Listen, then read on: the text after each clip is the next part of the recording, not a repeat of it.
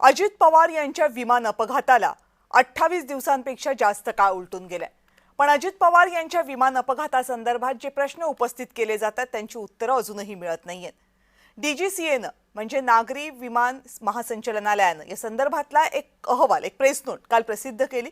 मात्र या प्रेस नोटमधनं उत्तरे मिळण्याऐवजी प्रश्नांचं जाळं अधिक गडद झालेलं आहे। कारण ही प्रेस नोट होती ती VSR कंपनी म्हणजे ज्या कंपनीनं अजित पवार यांना विमान सेवा पुरवली होती त्या कंपनीच्या ऑडिटची। आणि या ऑडिटमध्ये हे समोर आलं की VSR कंपनीनं हवाई सुरक्षेच्या निमित्तानं जे नियम पाळायचे होते त्या नियमांचं पालन केलं नाही। अर्थात VSR कंपनीवर नियमांचं पालन केलं नाही म्हणून काही कारवाई झालेली आहे का याचं कोणतंही उत्तर या प्रेस नोटमध्ये नाहीये। कारवाईच्या निमित्तानं या कंपनीची 4 विमानं ग्राउंड करण्यात आलेली आहेत, म्हणजे त्यांची उड्डाणं थांबवण्यात आलेली आहेत। ही 4 विमानं त्याच श्रेणीमधली आहेत ज्या श्रेणीतलं विमान अजित पवार यांच्यासाठी पुरवलं गेलं होतं। अर्थात ही कारवाई पुरेशी आहे का हा सवाल आहे। आणि जर कंपनी नियमांचं पालन करत नव्हती तर त्या कंपनीवर काय कारवाई होणार आणि कंपनीवर तक्रार का दाखल नाही हा सवाल आहे। हाच सवाल घेऊन आज आमदार रोहित पवार मुंबईमधल्या पोलीस स्थानकामध्ये तक्रार नोंदवण्यासाठी गेले होते, मात्र तिथे तक्रार नोंदवली गेली नाही। त्यामुळे आता आपण पुढच्या पोलीस स्थानकामध्ये म्हणजे बारामतीला तक्रार दाखल करण्याचा प्रयत्न करू असं रोहित पवारांनी सांगितलंय। एकूण काय तर जी पहिली प्रेस नोट आलेली आहे, पहिलं ऑडिटचा रिपोर्ट आलेला आहे, त्यातूनही अजित पवार यांच्या विमान अपघाताबद्दल ना ठोस उत्तरं मिळतात ना ठोस कारवाईची दिशा होतीये। त्यामुळे या अपघाताचा तपास पूर्ण होणार का, कधी होणार, उत्तर कधी मिळणार हे सगळे प्रश्न कायम आहेत। याच प्रश्नांसंदर्भात बोलणार आहोत, पण त्या अगोदर पाहूयात स्पेशल रिपोर्ट।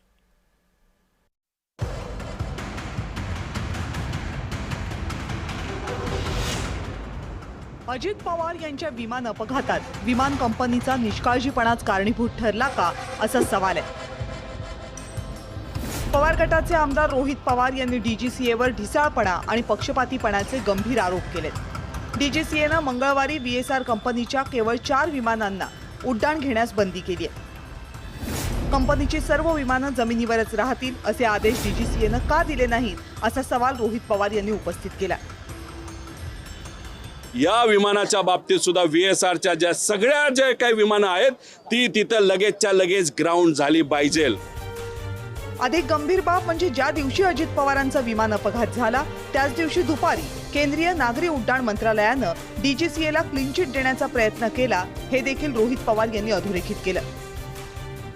अख्खं महाराष्ट्र त्या ठिकाणी दुःखाच्या डोंगरामध्ये दुःखात त्या ठिकाणी होतं, त्यावेळेस यांनी हा रिपोर्ट काढला नाही तर सांगितलं, नाहीतर तिथं VSRला क्लीन चिट देण्याचा पहिला प्रयत्न हा 28 जानेवारीला त्या ठिकाणी झाला।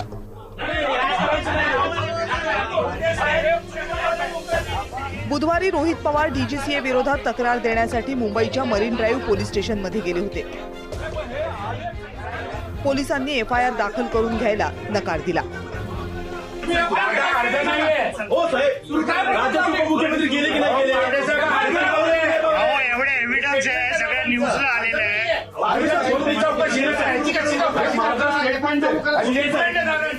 कोणाचा असा फोन आला या मोठ्या DCPला की ज्याच्यामुळे ते FIR करून देत नाहीत। आता याच्यामध्ये हा आमचा अधिकार आहे, त्याच्याच बरोबर FIR करायला घेतली होती, मग ती कॅन्सल केली आणि मग अशा पद्धतीने दबाव आणून तुम्ही म्हणत असाल FIR होऊ शकत नाही, तर तुम्ही कुठल्याही वकिलाला विचारा, FIR 100% तिथं होऊ शकते। विमान कंपनी कोणतीही असो, तात्काळ आणि कठोर कारवाई करायला डीजीसीए कचरतं याची भूतकाळातलीही अनेक उदाहरणं आहेत। त्यामुळे रोहित पवार यांच्या आरोपांमध्ये तथ्य असण्याची शक्यता नाकारता येत नाही। अजित पवार यांच्या अपघाताला ज्या संस्था आणि ज्या व्यक्ती दोषी असतील त्यांना कठोर शिक्षा व्हायला हवी अशीच अवघ्या महाराष्ट्राची मागणी आहे। ब्युरो रिपोर्ट, जय महाराष्ट्र।